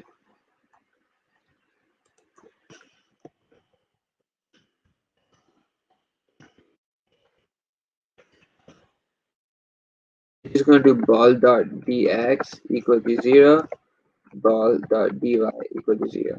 The reason I'm doing this is after the ball goes off the left side, the player has lost the point. So I want the ball to be at the center. When it starts moving, I want the direction to be flipped. But right now, I don't want it to move. So I'm resetting by making the ball movements 0, 0. So when it does this in the update, it's just going to add 0 to the new coordinates, right? Okay. Now, finally, to change the direction, I'm going to have to take into account my direction variable because right now I'm not considering the direction variable, right? And my direction variable is a 1 or 0. If my direction variable is 1, I want it to go to the right, which is the default. Or if it's -1, I want it to go to the left.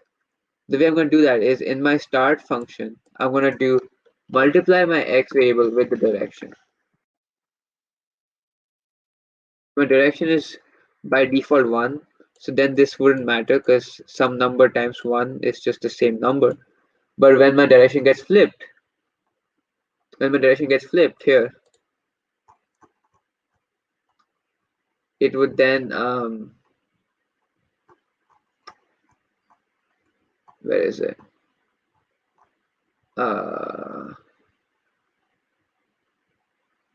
It would then change my start direction to the other to the opposite side.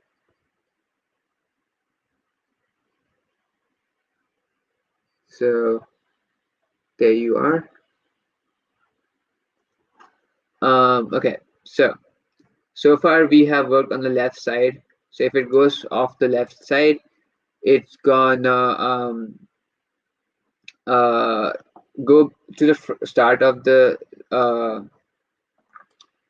start of the window, flip direction, and then not move.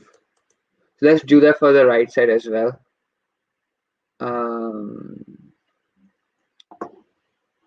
Oops. Yes, let's copy that out.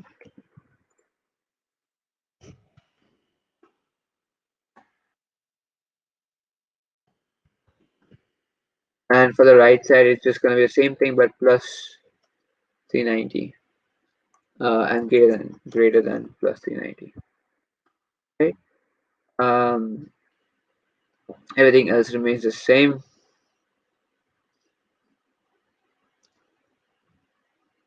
Cool. One last thing for these two functions before we get to updating the score is that we need to also change the direction that the x moves in. Actually, Never mind that. We'll get to that later. So let's just test these two functions, right? So what are we expecting it to do? When the ball goes off the left or the right side, we want the ball to go back to the center and then not move. So let's try that. So it's right here. So press the space bar. It bounces off, goes to the side, and ends up in the center. Awesome. And if I press the space bar again, it flips the direction, right? Because that's what we set it to do. Goes back to center. Awesome. So now we have the functionality for the ball to move in different directions if it goes off the paddle length. What we now need to do is update the score every time the score is changed. So let's do that. So what I'm going to do is if the ball goes off the left side, right, that means the player on the right has scored a point, and that is score 2. Because that's how we set it, right? It doesn't really matter score 1 or score 2, it's just the order which matters. So I'm going to do plus equal to 1, right? And if it goes off the right side, I'm going to do score 1 plus equal to. But you see, the score won't update by itself. We need to rewrite the pen, right? Rewrite what we did here. So this, we need to do that again, right? Every time the score updates. So I'm going to do that right here. And I'll show you the 3 other ways you can do string formatting. So first things first, I'm going to do pen dot clear the screen, right? So we can write again. And I'm going to just copy paste the functions I've already written it out, and I'll explain it after that.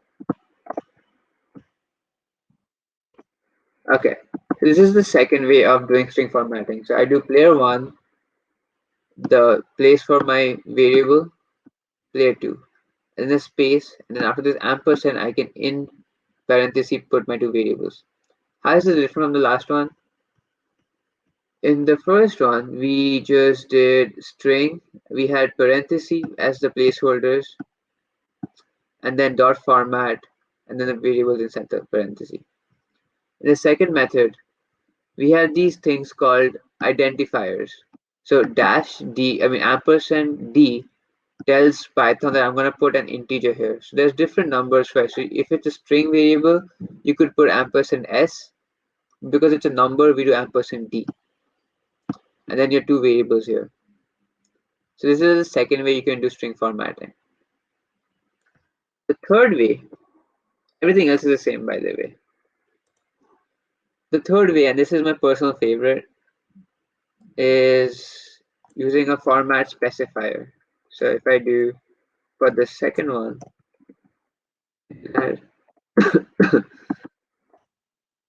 this is the best way also, I feel like, also the fastest. You just do F and then inside your string. So you just start your string with an F like this, and then you put a variable inside parenthesis like this. So it's a lot cleaner. It's a lot easier to deal with compared to the other 2 methods, which are also much older methods in their defense. So that's how you update rather format strings in different ways in Python. So let's try that. I hope this makes sense to people still. Please let me know if you're lost or confused. I can explain it further. So the ball goes off the right edge. Oh, look at that. It did update, but it kind of messed the formatting up. Huh. Let's try and fix that. But probably the spacing over here that wasn't great. And I did not add pen.clear. Okay, that should fix it. Okay. So if I do that, if I just fix up the spacing, it should work just fine. Let me just fix up the spacing in another function.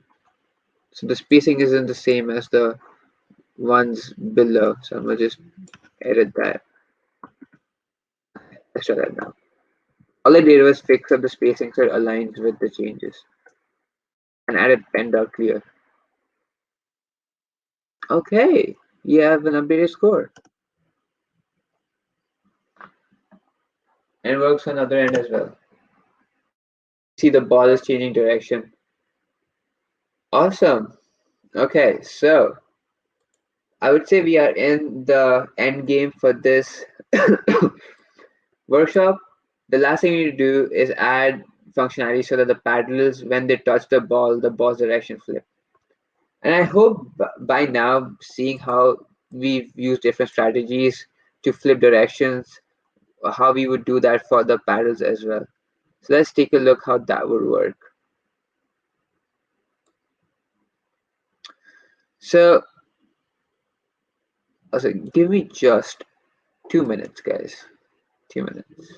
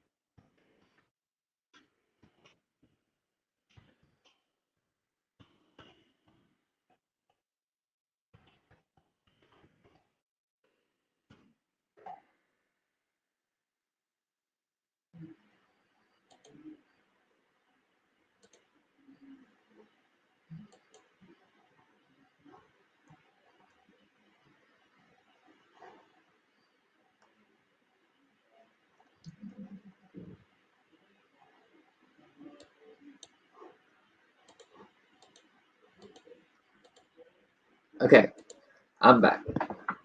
Thanks for waiting.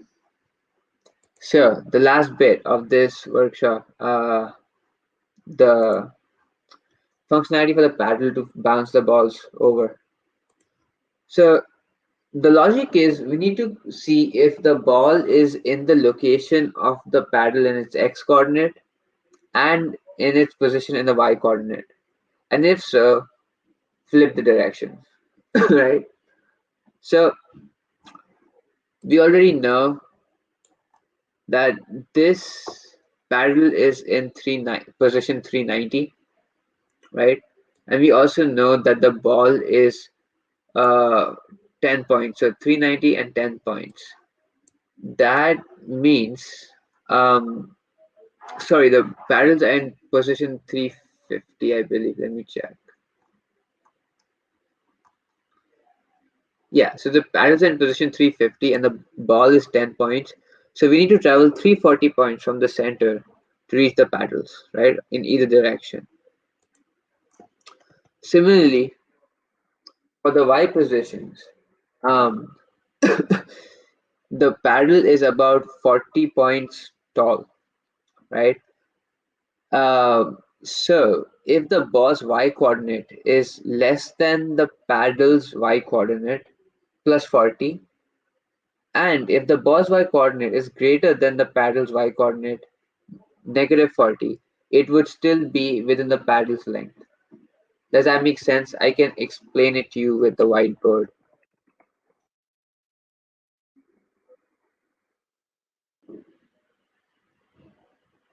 Okay. So you have your paddle here, right? And then your ball. So if I'm from the center, this I mean sorry now. This is 340. So if now and this length x is equal to 40. So if the ball is at position 0, so if the ball if my ball's y coordinate is less than um is less than 0 plus 40, right? So if it's at the minimal point, then it can be within 0. So if I start at the minimal point, it can go from 0 to 40, right? So my ball's coordinate needs to be under this, right? So ball's y less than 0 plus less than the paddle's coordinate. So the paddle is also moving. So wherever the paddle is at the bottom, from there 40, right? Similarly, if I start from this point, the top point, so if I start from the top point, then uh, let's say the start point, and from wherever that my ball is, right? From there on, it needs to be within, i.e., greater than negative 40. So I'm going down, so I'm adding negative 40. So wherever my paddle's y location is, plus negative 40, and this coordinate of my ball should be greater than that. It should not go below this. It should be within this line, right? It should be within this line. So not greater than, this is my cap. Zero, whatever the paddle coordinate is, plus negative 40 is my area, safe area, considering I'm already 340 in. I hope that gave sort of an explanation for how the math works out.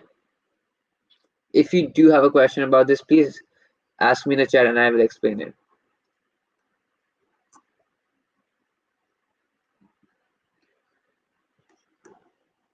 I assume no questions and move on with that assumption. But stop me if you do have a question.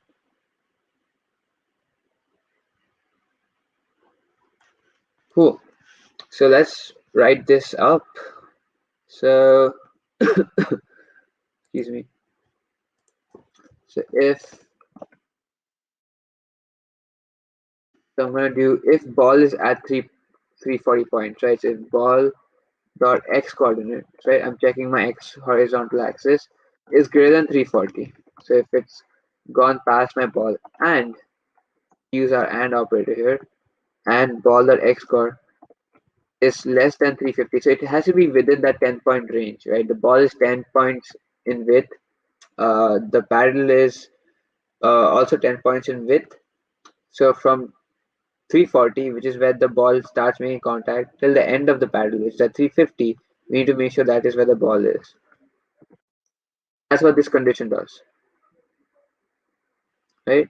So if that's one case, and so that's my second condition now.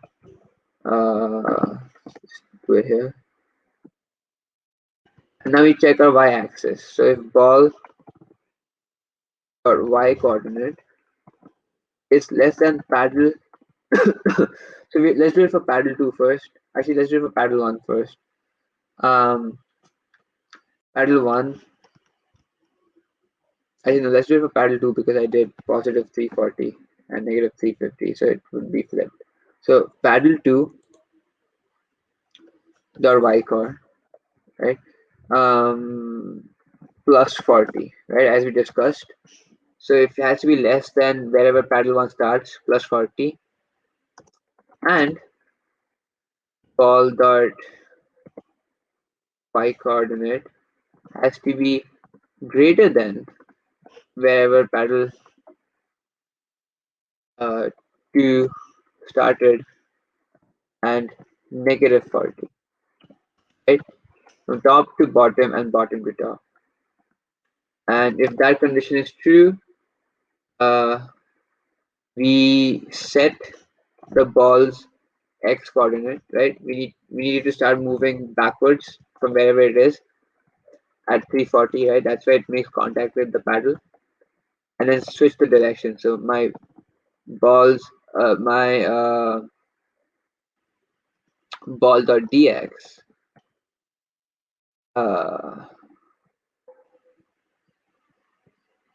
yeah.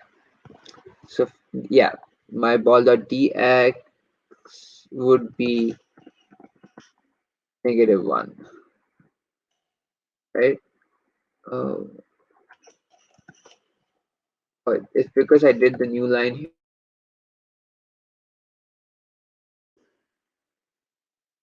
So let's recap.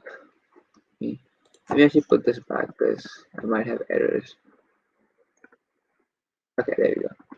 So if my ball's x coordinate is greater than 340 or less than 350, I am within the horizontal range of the paddle. And if from wherever my paddle 2 starts and plus 40 from there, if my coordinate is less than that, and from wherever paddle 2 ends and negative 40 from there, if my ball's coordinates are within that range, I am within the paddle's range in general. If that happens, I want to set my x coordinate to 340, that is where the paddle makes contact, and then flip the direction, right? Similarly, I want to do this for the other paddle as well. So I'm just going to copy paste. Oops. I'm going to do same thing, but just flip the axis. So less than negative 340 and greater than negative 350, right? And then similarly, paddle 1 plus 40. So this remains the same because for x coordinate, it doesn't really matter. I mean, sorry, for y coordinate doesn't really matter, right? Because for both ends, the y dimensions are the same, right? The orientation is the same. So I just changed paddle 2 to paddle 1. Only changed the numbers here for the horizontal because it's gone from left to right. I hope that makes sense still to everyone. I know this part is a bit confusing, so I'd be happy to go over it if it's not clear. So with that, let's try running it. So I'm going to do space. I'm going to try to move down, and that did not work. Let's try the left side. Oh, both sides did not work. So did I flip it? Let's review. If for paddle 2, so paddle 2 is on the right side of the board. So for paddle 2, if my x coordinate is greater than 340, and if my x coordinate is less than 350, right, and my boss y coordinate is less than paddle 2's y coordinate plus 40, and my boss y coordinate is greater than paddle 2's y coordinate negative 40, then I should set my ball's x horizontal axis position at 340 and flip the direction. Okay, that makes sense. That does make sense. Ah, a rookie mistake. Okay, I just noticed what I did. So if I zoomed out real quick, I put both of these if conditions inside my first if condition, so none of them were run. Oh, that was such a simple mistake. So if I just do shift tab, now it is outside this function. So it should run each time. Ah, okay. Let's try that one more time.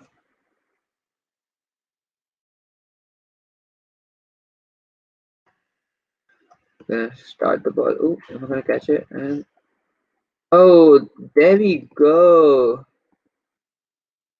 Let's try on the other paddle. And oops. Oh, that was not good. That was not good. What happened there? Oh, the flip did not work there. Okay, so we need to fix the left paddle direction change.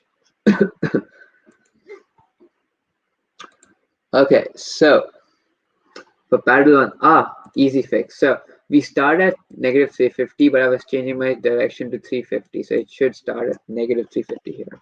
Easy fix. Try that one more time. Hey, go down, go down, go down. Okay, bounce off just fine. So if you want to make this game a bit more difficult, you can add like increase the increments of the ball x and y direction to make it faster. Also, yeah, so the left paddle worked as well. Let's try the right paddle. Oh, and there we have it. A fully functional Pong game. Let me miss it. Let's see if I can get a point. There we go. Okay. If I now start the game again, and what if I miss it?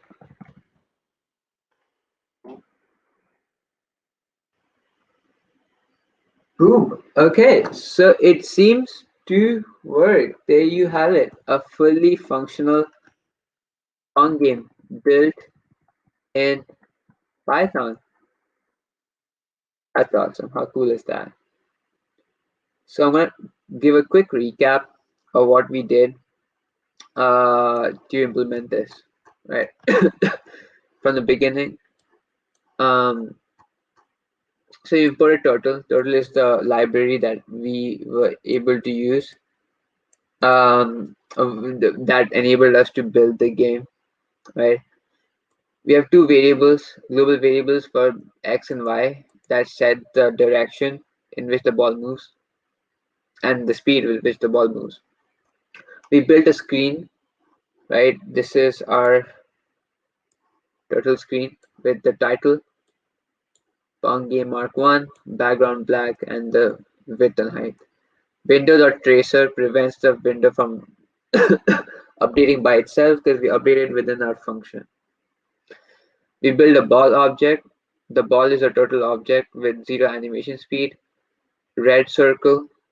We don't want the line to be built when the we don't want like trace line to be there when the ball is moving. So we do ball.pen up. It starts at 0, 0, starts with 0 speed and direction, and I set the direction to 1 to begin with. The paddles are identical, gray squares with 5 units of width and 1 unit of length. In terms of pixels, they're basically 10 pixels and 50 pixels. One starts at negative 350 and the other starts at positive 350. Both start at 0 on the x-axis. Two variables for the score, score 1 and score 2, right here. Then the scoreboard. So again, we create a pen object to draw the scoreboard. So we basically literally draw this text. The pen color is white. We don't want the line to be there, and we don't want the pen to be seen after it's done drawing the text. We clear the board and then we write our score with the two players and the two parentheses as placeholders for our two variables. We text align center and we use a courier of font size 24 and no italicization or bold, just a normal text. Okay. Then we have functions for moving the paddles up and down. So I get the y coordinate of the paddles at 20 and then set it, and this would set the y coordinate up by 20 and that would help move the paddle up. Similarly, paddle down negative 20 for the y coordinate. The start function basically just sets the ball's dx and dy to our global variables, which gives it motion. So if I hit start by pressing space, it would move. Right? Keyboard listeners. So these listen. The window is listening for any keyboard presses from my computer. The way I set it up is you call window or on key press, and you give it the function that needs to be called when a certain key is pressed. So WS goes up and down. Similarly, for the right paddle, up and down arrow keys are for the movements of the player 2 paddle, and the start button, as I will demonstrate, starts the game. I'm pressing S right now, and oh shit, missed it. All right, there you go. So there you are. The reset resets the ball to 0, 0. So I will show that in a second. We reset the ball. So the main game loop. So while true, window update. This ensures that the ball keeps moving while we are updating the frame. Updating the window by each frame. Right. It takes the dx of the ball, dy of the ball, and sets the addition of those two values as the updated position for x and y. To prevent the ball from going off the top and bottom of the screen, we check if the ball is at the border. If it is, we flip the direction. As you see here, we flip the direction and set the ball starting point at the border of the ball. To prevent it from going left off the left and right side, again we check if it is at the left side. If it is, we send it to the center because the player has lost a point and we reset. We add 1 point to the player's score and we rewrite the scoreboard with the updated values. This is the same thing for the left and right. Finally, the most crucial part of the game logic, also the most complicated, is how the ball makes contact with the paddle. We check if the x horizontal axis position of the ball is aligning with the x horizontal axis position of the paddle. So if it's within 350 and 340, then we check if it is within the y axis of the paddle. So if it is from the paddle starting point plus 40, or if it is within the paddle's ending point and negative 40. If it's within that range, we know that the ball is making contact with the paddle. And that's the same thing for both left and right paddles, with the difference being that the x-axis is negative for the right and positive for the left paddle. So there you have it. That is how you build a simple Pong game in Python. And this is actually playable and kind of decent fun. So nice. So yeah, that's it. That's it from this workshop. Does anyone have any closing questions, closing thoughts?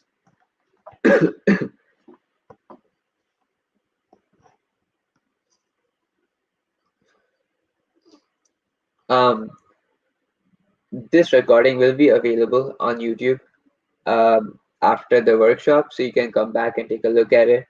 All the code for this uh, tutorial is available in the PackHacks GitHub under Pong Game. So if you go to the PackHacks GitHub, you'll be able to view all the code that was used to build this game and some further resources if you want to keep reading about Python. So yeah, I'm gonna hang around for a few more minutes for questions. But thank you for coming. I had a great time showing you guys the basics of Python, and I hope you learned something as well.